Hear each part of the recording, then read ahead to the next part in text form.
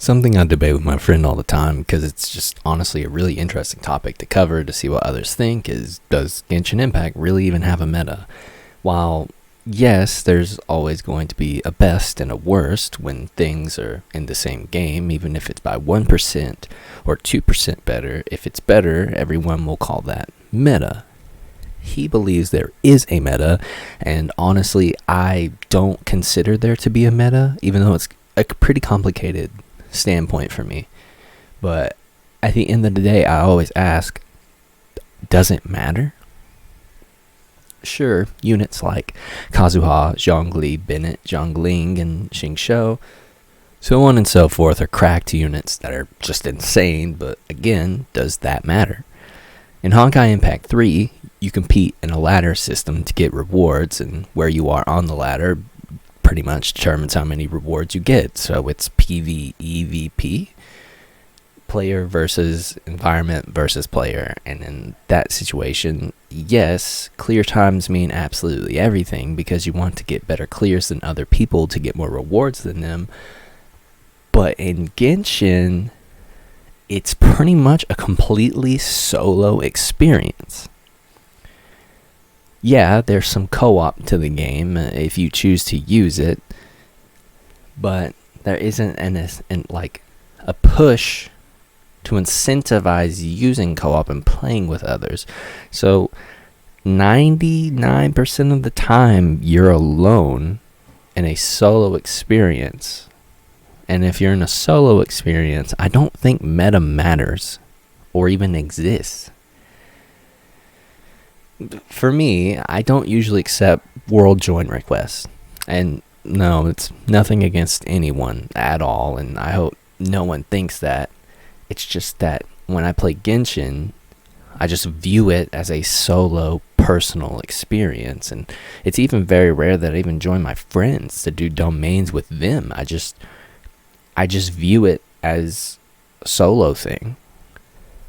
And with so little actual co-op content to do, I just don't bother with it. Since Genshin is a solo experience, to me, why does everyone get so hard stuck on a meta? An example I can use here is one I saw in the Zhao main subreddit. The user was discussing how an Ito player uploaded a run of them doing the Magu Kinki floor, and it was faster than what they could do with their Zhao.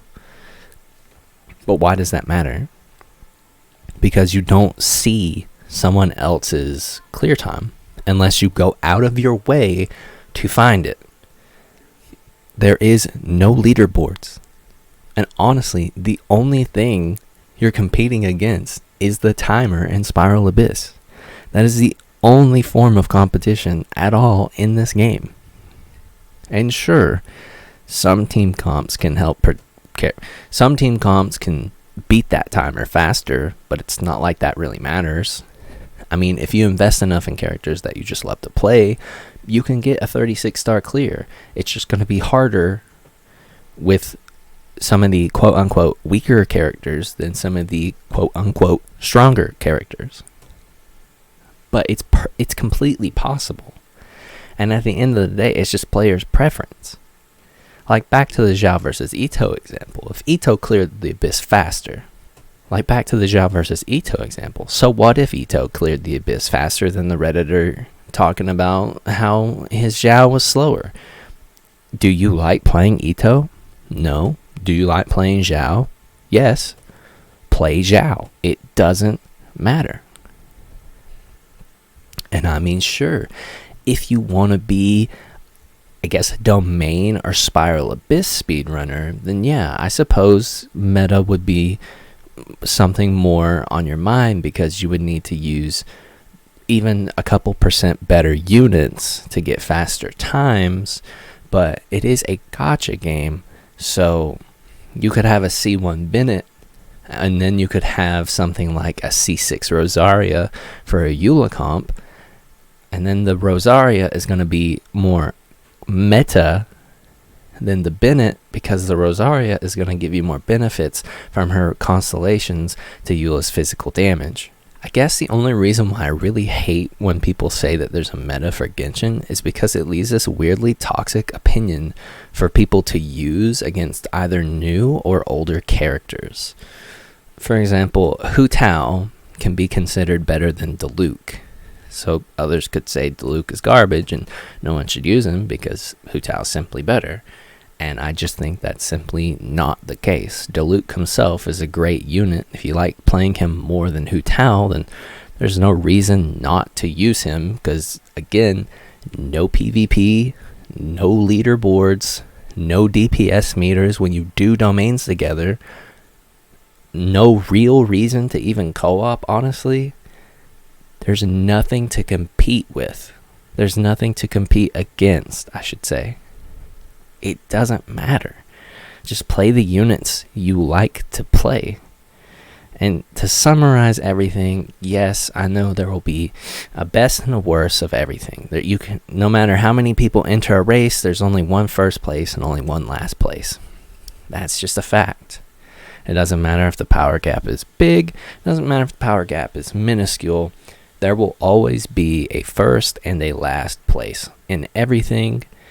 But the entire point of this video is just so I could express to the community to stop caring so much about meta in a purely PvE game that doesn't have a competitive scene unless you go out of your way to find it. So just relax, play whatever characters you enjoy, and let others enjoy whatever it is that they're using and having and enjoying.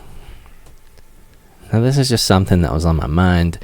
I'd love to see what other people's opinions on it are, because I think it's a fun topic to see what others think about it, as long as no one gets mad at each other, as long as no one yells at someone else for their differing opinion, because at the end of the day, it's a game, it's for fun, it's waifu and husbando collecting, so let's just let others have fun and have fun with it ourselves.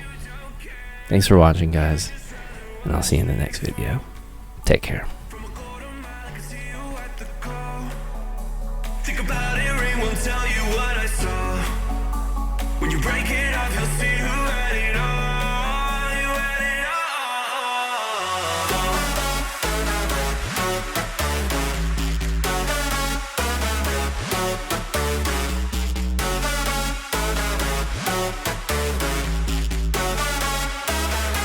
You said you wanted to fall into oblivion. Forget about the world we're living in. Fall into oblivion, oblivion. Oh, going fall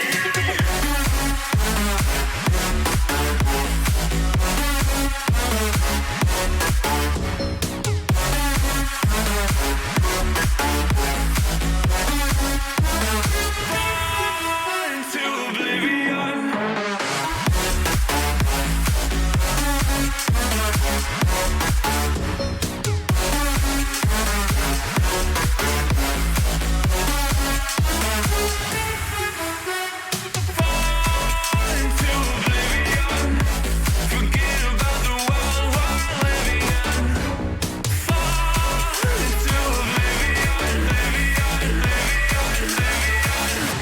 I'm going on.